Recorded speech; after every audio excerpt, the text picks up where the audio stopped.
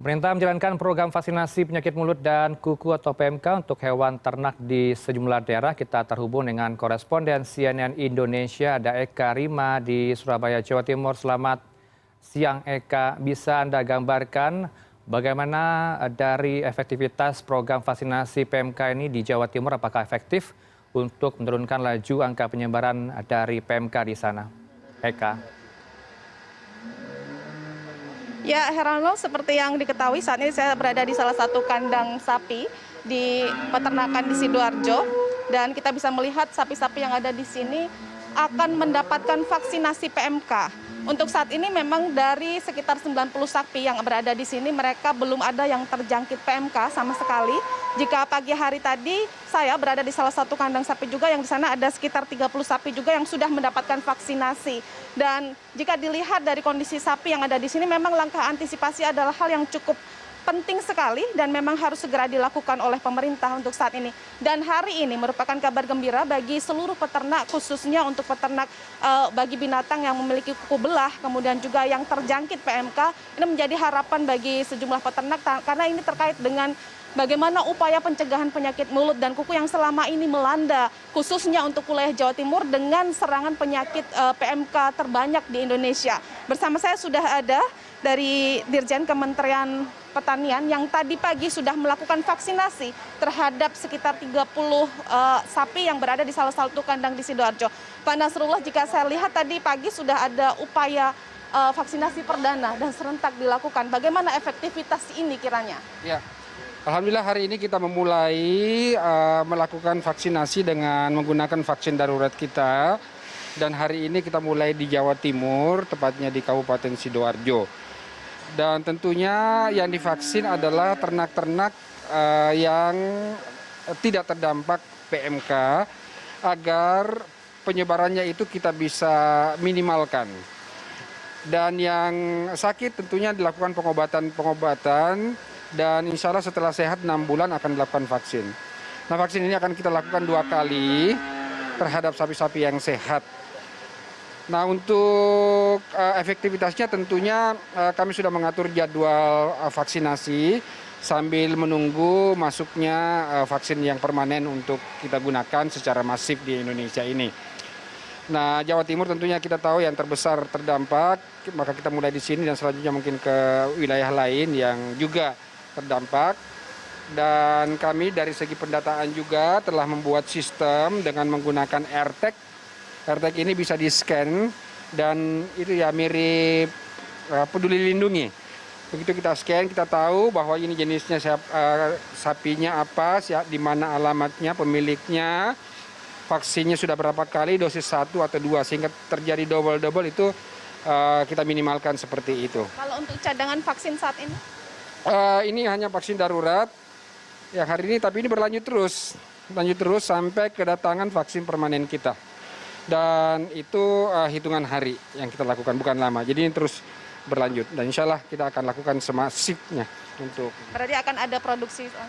Nah, untuk kelanjutannya insya Allah karena ini kan masih dari luar sebagai vaksin darurat. Dan vaksin insya Allah mudah-mudahan di Agustus Pusat Veteriner Farma, salah satu UPT Kementerian Pertanian akan memproduksi vaksin secara massal, secara banyak gitu untuk vaksin PMK ini. Untuk target awal ini terkait dengan upaya pencegahan akan seperti apa? Nilainya, jumlahnya mungkin persentase terkait dengan sapi yang akan menerima vaksinasi? Harapan kita mengarah kepada semua sapi yang tidak terkena, khususnya di daerah wabah. Daerah wabah kan ada di 18 provinsi. Itu akan kita vaksin semua ternak-ternak yang tidak terkena PMK.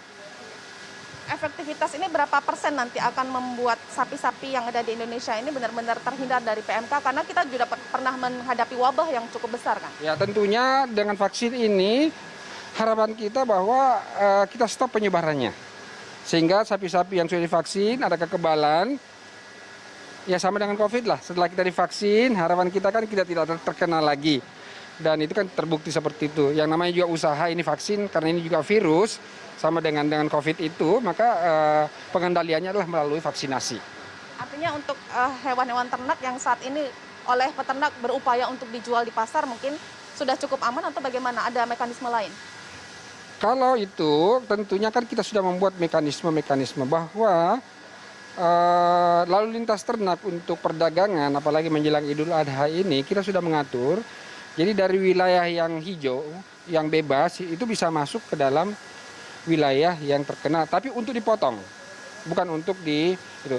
Jadi termasuk itu juga ikut kita vaksin karena dia kan tidak termasuk sapi yang terkena dengan PMK. Dan proses-proses untuk administrasi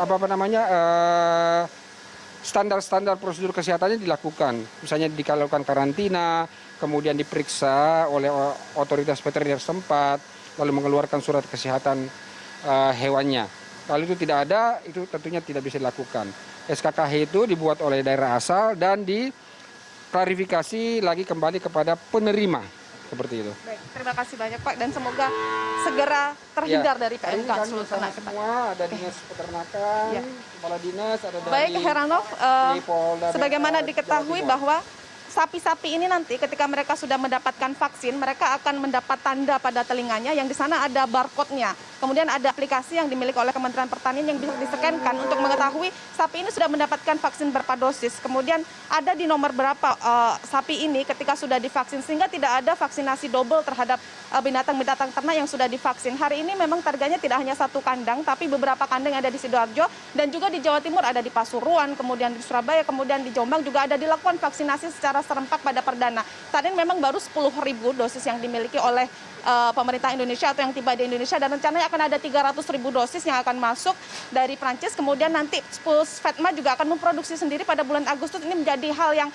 cukup baik sekali bagi seluruh peternak dan juga petani di Indonesia. Tentunya menjadi harapan baru bahwa persoalan-persoalan kemarin yang dihadapi terkait PMK, kemudian ada ketakutan-ketakutan terhadap PMK, kemudian masyarakat juga takut membeli binatang ternak, bahkan sampai ada yang menjual dengan harga murah di jalanan dan tidak berani dibeli oleh masyarakat. Ini menjadi salah satu upaya dan menjadi harapan baru untuk meyakinkan masyarakat bahwa binatang-binatang ternak yang sudah dijual di pasar, kemudian juga sudah dijajakan oleh peternak dan juga petani ini adalah aman karena sudah menerima vaksinasi PMK. Heran. Baik, semoga program vaksinasi PMK berjalan lancar. Kalau kita catat tadi ada 18 titik yang akan ditargetkan di wilayah wabah ya PMK ini untuk di Indonesia. Terima kasih atas laporan Anda secara komprehensif. Eka Rima langsung dari Surabaya, Jawa Timur.